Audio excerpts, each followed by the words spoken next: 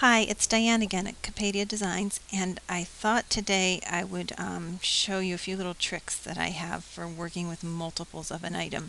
I've noticed a lot of questions lately on the Cricut message board, and I've had some emails from people wanting to know how to go about cutting multiples of a certain uh, image. If you use the expression, you have the options of the autofill and quantity buttons, which are not included in the Design Studio screen, but I can show you how Design Studio can help you cut multiples of the same object, and in fact how it can usually help you to cut more than you would have been able to cut just using your machine by itself. So let's get started. I'm going to go to A Child's Year, which is a great cartridge, not only for all the little silhouettes, but the icons are fabulous. So there's a witch in here since Halloween's coming. Let's go ahead and use her. And I'm going to just enter the witch, but I'm going to enter witches all together and keep them in the same selection box. So now I have 4 witches. I know that I won't have enough room for 5 even if I push them a little closer together. So next I'll just copy and paste. And then when I looked at this shape, I had a pretty good idea that if I flip the witches, I could nestle them together and make the rows tighter. So you can see here, this will all cut just fine. If these little spots will cut, those will certainly cut. But that saves me some space. So now I'll just go ahead and copy and paste this row of witches and slide them straight down, looking to see how the hats fit together. And then I can also just copy and paste from that one and do my flipping again using that 90-degree turn button in the shape properties box, and then use my arrow to just slide. Let me get the screen here. Let's just slide these down a bit more. And let's go for one more time. Copy paste. I'm using the arrow button on my keyboard this time to just slide those witches down.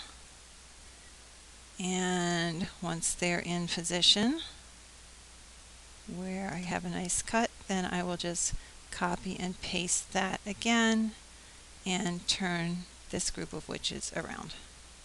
Let's just get up here where we can see it.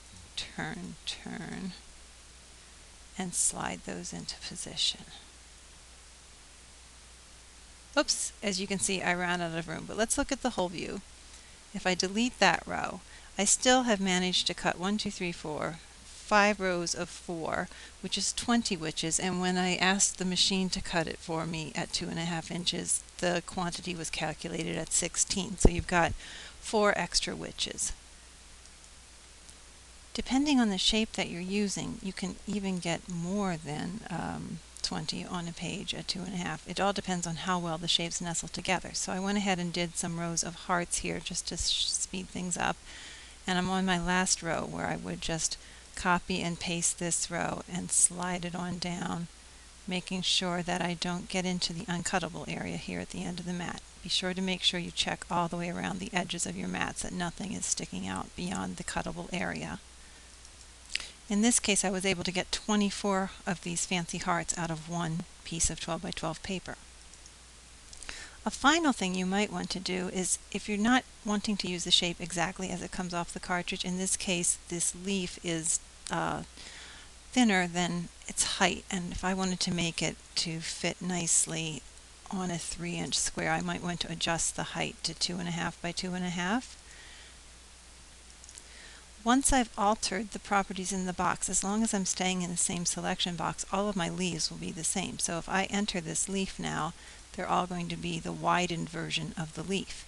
So once again, I would just copy and paste. In this case, I'll turn it around again, turn it once.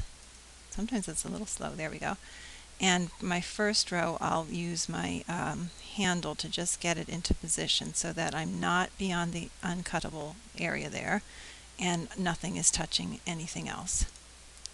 By paying really careful attention to the edges, I was able to manage to get 6 rows of these leaves on one page. I'll put it back to fit view so you can see. So by using the Design Studio and keeping items in groups, you can quickly and easily do the same thing that you would be able to do with autofill or quantity on the machine. I hope that quick little explanation helped, and I'll show you how to do it with welded shapes another day. Take care. Thanks for watching.